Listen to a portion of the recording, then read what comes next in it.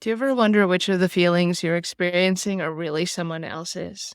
Do you feel enmeshed in your relationships and have relatively porous boundaries?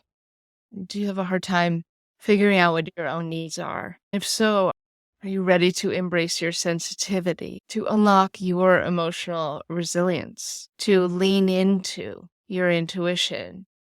If so, this yoga and journaling series was made for you. My name is Kate Lynch, and I have been teaching yoga and meditation for over 20 years.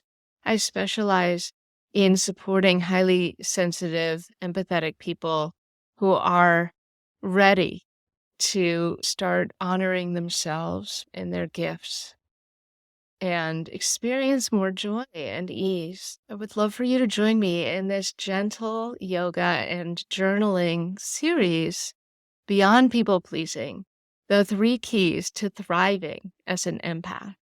You'll differentiate your sensations from the sensations that are not your own. You'll learn what boundaries are and are not. And you'll lean into your sensitivity. As you befriend your strengths as an empath, you'll discover where you end and others begin. And you'll grow your self empathy. We will meet for 4 sessions to practice gentle yoga and journaling. Will you join me? Click the button below.